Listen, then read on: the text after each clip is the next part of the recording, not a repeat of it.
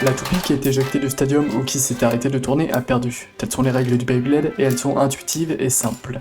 Mais dans la troisième et actuelle génération de Beyblade, Burst, une nouvelle règle fondamentale apparaît. En tant que blader, je la trouve vachement bien étudiée et donne un dynamisme visuel nouveau pour les spectateurs. Le Burst est le troisième moyen de gagner dans cette génération Beyblade. Il ne peut pas être reproduit avec des toupies Bakuten Shoot ou Metal Fight. Le Burst, c'est un astucieux système où les pièces des toupies tournent sur elles-mêmes indépendamment des autres. Et si elles se font taper trop fort, elles explosent. Une toupie Burst se monte ainsi, et grâce à un ressort dans la pointe calquée sur les lames du haut, lorsqu'elle se prend des coups...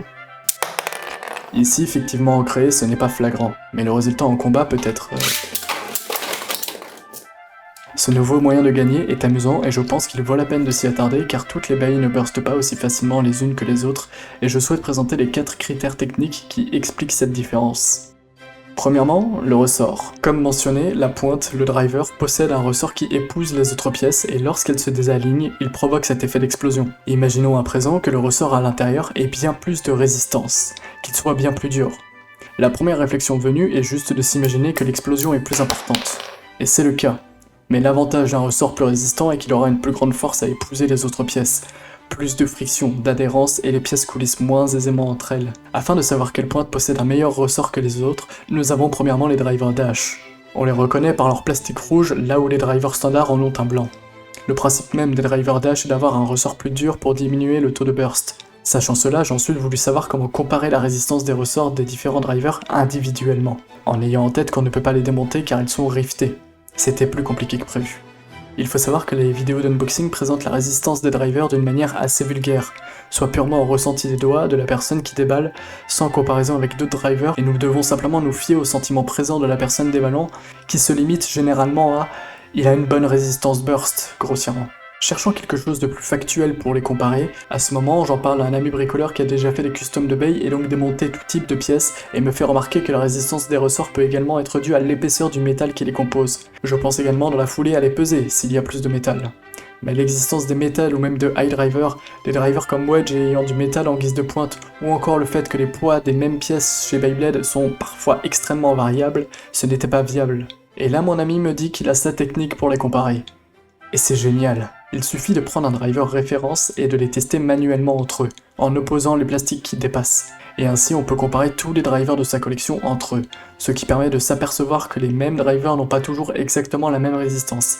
Ainsi j'encourage chacun à le faire pour sa propre collection. Il est bon de savoir quel est son yielding ayant la meilleure résistance. Mais attention, le ressort a une forme hélicoïdale, donc la résistance à droite et à gauche n'est pas exactement la même. Pour repérer le sens, il faut regarder dans les trous sous le plastique. Le côté où l'on voit le ressort est le côté fort, et celui où on ne le voit pas ou très peu est le côté faible. Étant assez rigoureux pour ce genre de comparaison, personnellement, en prenant 2 drivers, je compare tous les côtés en changeant de main pour être sûr que je ne pousserai pas bizarrement d'une main, ou que sais-je comme autre facteur qui biaiserait les comparaisons. Et ainsi nous pouvons voir quel ressort pousse le plus l'autre. Deuxièmement, les dents ou les pentes du layer. Le layer, la partie du haut d'une toupie burst qui possède les lames, ne colle pas la pointe n'importe où. En haut du driver se trouvent 2 extensions de plastique qui, lorsqu'on assemble la toupie, retrouvent des creux dans le layer que nous visserons. Il y a généralement 4 creux nous faisant entendre les 4 clics nécessaires au burst. Les dents du layer et les extensions de plastique n'ont pas la même hauteur. Lorsque les deux sont bas, la toupie se dévisse facilement, et lorsqu'il y a plus de hauteur, c'est plus difficile à dévisser. Premièrement car les clics sont plus accentués, mais également car, passé un stade de hauteur, les dents commenceraient à pousser sur le ressort donc le resserreraient davantage. Et Takara joue effectivement beaucoup de la hauteur des dents pour influer le taux de burst, comme des hauteurs de dents qui alternent. Parfois mettre moins de 4 clics pour mettre que 2 dents qui sont très grandes ou l'inverse, des dents plus petites mais bien plus nombreuses. À choisir en fonction de comment tape l'adversaire. En Occident, c'est Hasbro qui vend les toupies Beyblade. Et elles n'ont pas un système de dents, mais un système de pente. Les pièces glissent entre elles petit à petit, et plus l'angle de la pente ira vers la verticale, plus la résistance au burst sera accrue. Il arrive aussi dans ce système que les pentes aient des alternances d'angles. Et ce n'est pas fini. Les dents ou pentes peuvent être affiliées à des gimmicks chez certains layers. Arc Bahamut augmente sa défense au fur et à mesure des clics qu'elle perd. Pit Kukulkan laisse apparaître de nouvelles lames lorsque le deuxième clic est atteint. Aujourd'hui, il y a pléthore de pièces qui ont des particularités en relation avec les clics du burst. Le critère des dents voit s'ajouter un autre critère qui est l'usure de la toupie. Si le layer voit ses dents abîmées, le taux de burst sera diminué. Prenez soin de vos baies. Troisièmement, les lames. Une toupie avec des formes très importantes sera plus facile à agripper qu'une toupie ronde. Donc si le layer se fait trop taper, la toupie se dévisse et explose. Après, une toupie ronde peut se faire sévèrement agripper par une toupie dotée de lames en caoutchouc car elles ont plus d'adhérence, donc cette dernière pourrait burst une toupie même aux surfaces lisses. Mais une toupie comme ça peut se retourner contre elle. Le caoutchouc étant très adhérent, il arrive qu'elle s'auto-burst sur un mur par exemple, car l'adhérence sur cette surface lisse est totale et le caoutchouc ne s'en retrouve pas répulsé comme avec le plastique dur des autres toupies, l'ABS, un vrai pierre-feuille-ciseau. Enfin, quatrièmement, la répartition des masses. Parlons d'inertie. L'inertie, c'est la force qui fait qu'un objet en mouvement conserve sa vitesse. Si un camion est plus compliqué à faire freiner qu'une voiture, c'est car il a plus d'inertie. L'inertie est régie par trois choses. La vitesse à laquelle le camion roule, la vitesse à laquelle la toupie tourne, le poids global, un camion est plus lourd qu'une voiture, la toupie lourde aura plus d'inertie, et la répartition des masses.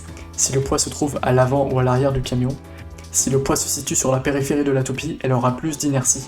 L'inertie dans Beyblade est principale. Nous pourrions résumer le jeu à dire que c'est qu'une bataille d'inertie. Imaginons que dans une toupie burst, pour quelconque raison, le disque et le driver aient bien plus d'inertie que le layer.